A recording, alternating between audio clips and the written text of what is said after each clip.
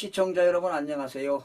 김동수입니다. 오늘 이 시간에는요 6월 8일자 세계일보 오피니언을 소개해 드리고요 논평을 해 드리겠습니다. 특히 부동산 중개업에 종사하시는 분이라면 끝까지 시청하셔서 많은 도움 받으시기 바랍니다. 글 제목은요 전세 사기 의심자 43%가 중개인이라니 엄벌이 답이다, 이런 내용입니다. 지난해 7월부터 범정부 차원에서 대대적으로 이루어진 전세 사기 특별 단속 결과가 어제 발표됐다. 경찰과 검찰 그리고 국토교통부의 합동 발표에 따르면 전국에서 검거된 피의자가 2,895명으로 이 중 288명이 구속됐다. 수사 과정에서 확인된 피해자가 2,996명, 피해액은 4,599억 원에 이른다. 피해자의 54.4%가 사회 초년생에 해당하는 20대와 30대였다. 전 재산이나 다름없는 전세금을 잃고 좌절했을 피해자들의 아픔을 생각하면 먹먹하기만 하다. 오죽하면 젊은이들이 스스로 목숨을 끊는 비극이 잇따랐겠는가. 이번에 적발된 무자본 갭투자 조직 10개와 전세자금 대출 사기 조직 21개 중 6곳에는 형법상 범죄 단체 조직죄를 처음으로 적용했다. 이 내용은 논평에서 설명드리겠습니다. 건축주를 물색해 기획을 하는 부동산 컨설팅 업체, 명의를 빌려주는 임대인, 세입자를 모집하는 공인중개사, 빌라 평가액을 높게 해주는 감정평가사 등이 조직적으로 연루된 사례가 대표적이다. 바로 이게 범죄 단체 조직에 가입해서 이러한 단합행위를 하고 부당이득을 취하는 사람들을 말합니다. 범죄 단체 조직죄를 적용하면 수사기관이 관련자 재산을 추징해 피해자에게 돌려줄 수 있다고 한다. 그러려면 법원에서 유죄를 이끌어내야 하는 만큼 검찰의 공소유지가 어느 때보다도 중요하다. 공인중개사까지 가담했으니 피해자들로서는 눈뜨고 당할 수밖에 없었을 것이다. 국토교통부가 2020년부터 2022년 전세 사기 의심거래 1322건을 적발해 수사 의뢰한 970명 중에는 공인중개사와 중개보조원이 414명, 무려 42.7%나 된다. 지난달 말 국토교통부가 전세 보증사고 임대차 계약 공인중개사 242명을 점검해 99명의 위반행위 108건을 적발하기도 했다. 이들에게는 등록 취소, 업무 정지, 과태료 부과 등 행정처분이 취해진다던데 이 정도 제재로 전세 사기가 근절될지는 의문이다.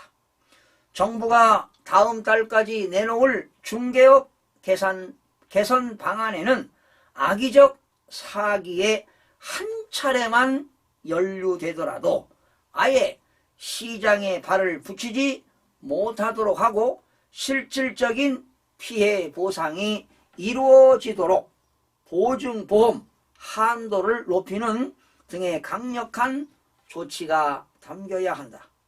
전세 사기는 서민들 주거권을 짓밟고 개인과 가정의 삶을 파괴하는 중대 범죄다. 일회성 특별 단속에 그칠 게 아니라 상시 수사가 이루어져야 한다.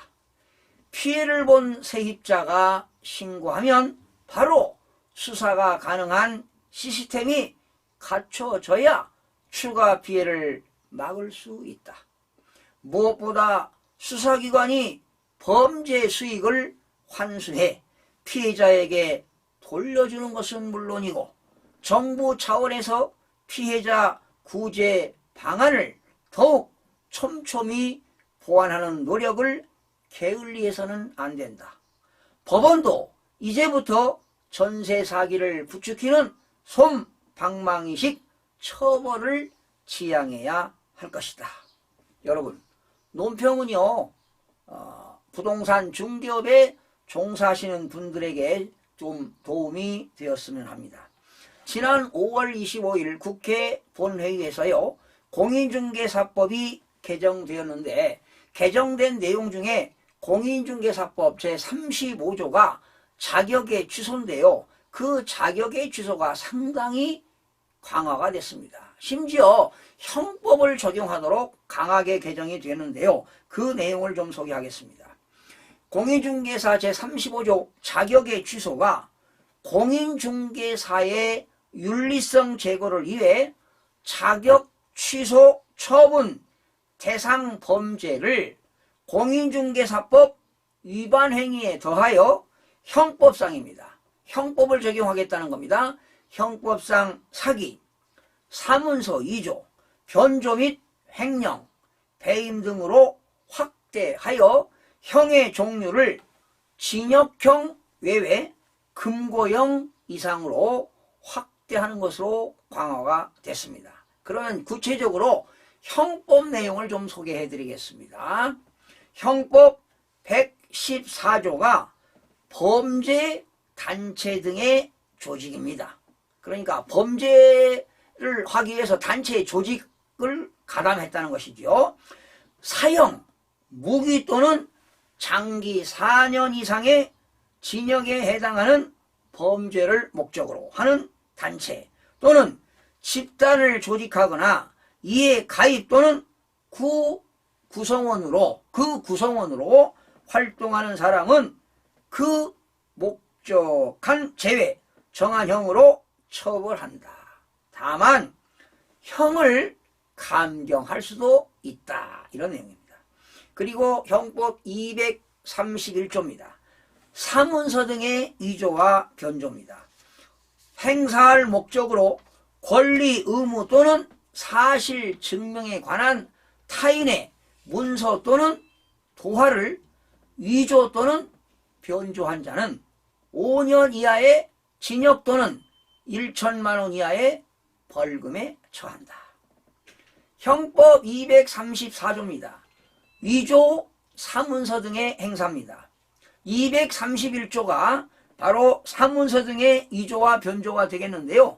이렇게 231조의 죄에 의하여 만들어진 문서, 도화 또는 전자기록 등 특수 매체 기록을 행사한 자는 그 각 죄에 정한 형에 처한다. 347조가 사기입니다. 사람을 기망하여 속이는 거죠. 재물의 교부를 받거나 재산상의 이익을 취득한 자는 10년 이하의 징역, 2천만 원 이하의 벌금에 처한다. 2항입니다. 전항의 방법으로 제3자로 하여금 재물의 교부를 받게 하거나 재산상의 이익을 취득하게 할 때도 1항의 형과 같다. 355조입니다. 횡령과 배임입니다. 타인의 재물을 보관하는 자가 그 재물을 횡령하거나 그 반환을 거부할 때는 5년 이하의 징역, 1,500만 원 이하의 벌금에 처한다. 타인의 사물을 처리한 자가 그 임무에 위배하는 행위로서 재산상의 이익을 취득하거나 제3자로 하여금 이를 취득하게 하여 본인에게 손해를 가할 때도 전항과 형과 같다. 356조입니다. 업무상의 횡령과 배임입니다. 업무상의 임무에 위배하여 바로 355조 횡령과 배임의 죄를 범한 자는 10년 이하의 징역, 3천만 원 이하의 벌금에 처한다. 자, 이렇게 형법은 이렇게 무섭습니다. 그런데 공인중개사법에도 이렇게 형법을 적용하겠다는 것입니다.